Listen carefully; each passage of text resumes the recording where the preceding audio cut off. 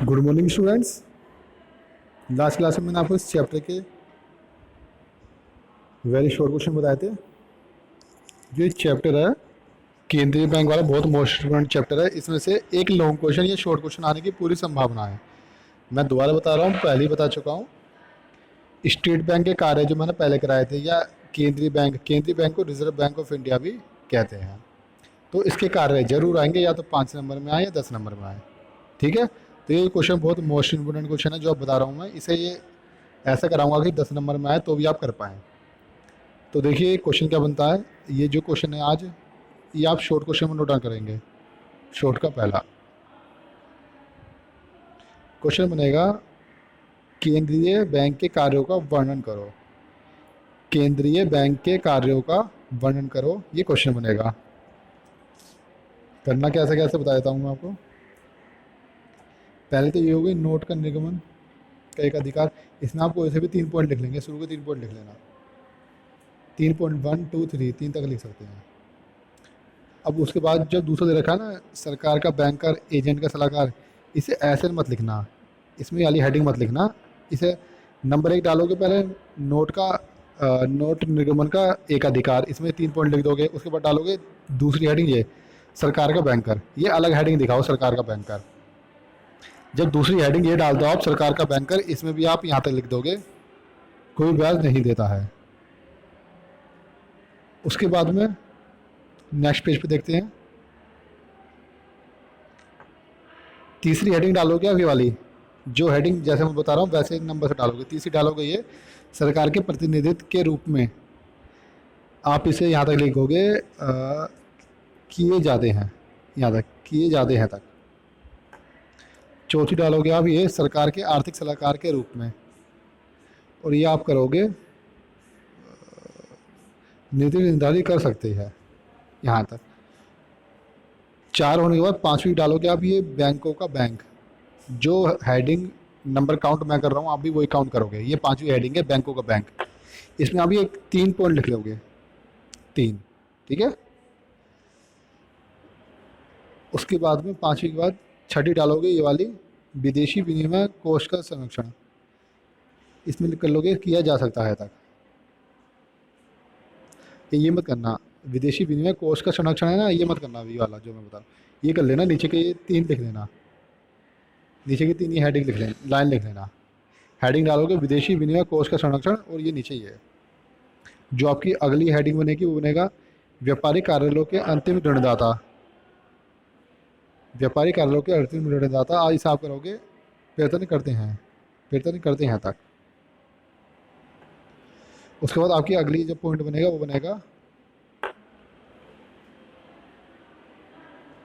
समाशोधन नामक स्थानांतरण सुविधा। ये आप करोगे चेक आते हैं तक। एक सांख्य नियंत्रण, ये आप करोगे यहाँ तक किया जा सके। बच्चे जो भी मैंने आपको क्वेश्चन बताया है, आपको इसके ही अकॉर्डिंग करना है जैसे मैं बताया है। इसके अंदर हेडिंग के अंदर भी हेडिंग दे रखी है, तो आप वैसे मत लिखो, सीधे सीधे आप 10 कर लो पॉइंट। देखते हैं कितने हो गए हैं, देखोगे। दोबारा से गिनवा देता हूँ मैं आपको। एक तो वाली हेडिंग करवा दी मैंने, दूसरी ये सरकार का बैंकर,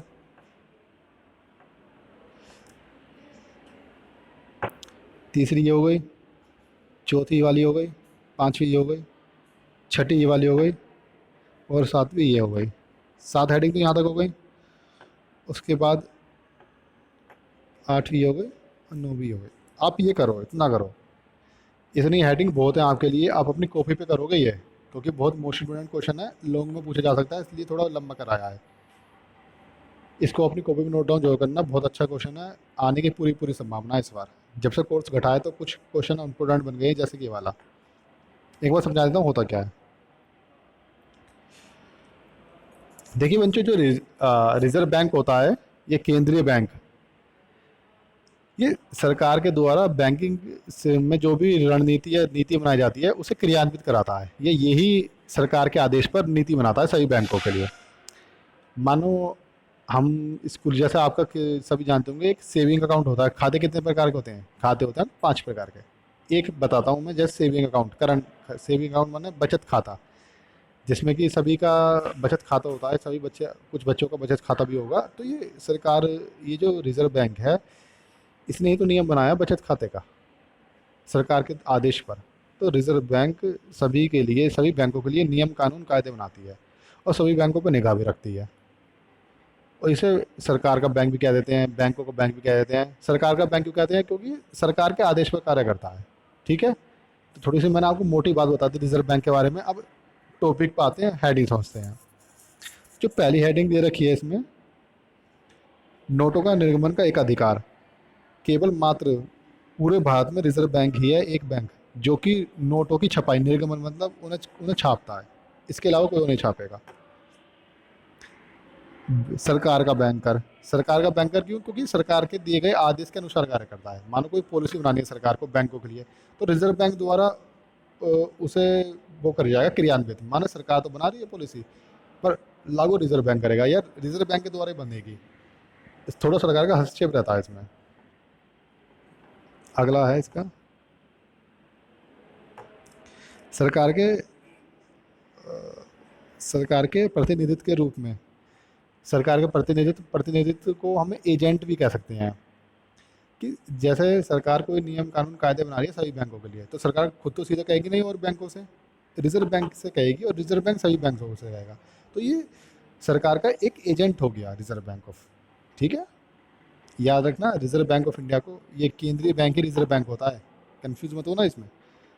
अगला, सरकार के आर्थिक सलाहकार के रूप में।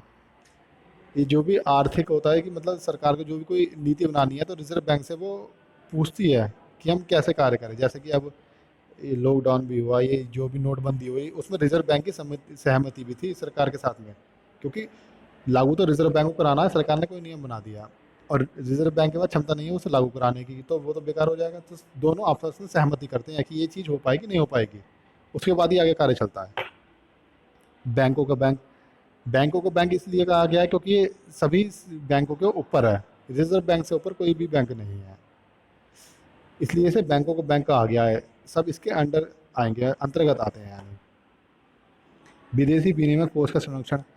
रिजर्व बैंक के पास में विदेशी विनिमय भी रहता है। जैसे कि हमारे जो रुपया, हमारी जो करेंसी है वो है रुपया, और देशों की अलग अलग है। अमेरिका की डॉलर है, बांग्लादेश की टका है, कहीं की दिनार है, कहीं की अरहम है। अलग अलग देश की अलग अलग करेंसी होती है। तो रिजर्व बैंक ऑफ इंडिया के पास में सभी देशों की करेंसियों का भंडारण रहता है, संरक्षण रहता है। कैसे?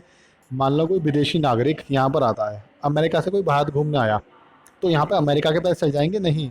वो क्या करेगा, एयरपोर्ट पे ये काउंटर बना होगा, वो वहाँ पर जाकर अपने पैसे एक्सचेंज कर सकता है, अमेरिका की करेंसी दे के भारतीय करेंसी ले सकता है। जो ये सारे पैसे, विदेश से जितने भी पैसे आते हैं, वो सब रिजर्व बैंक अपने पास संरक्षण के रूप में रखता है। किसी और बैंक को अधिकार नहीं है ये रखने का, रिजर्व बैंक रखेगा। रिजर्व बैंक चाहे तो और बैंक को दे सकता है कि तुम एयरपोर्ट पर अपना एक काउंटर खोल लो और ऐसे पैसे एक्सचेंज कर दो।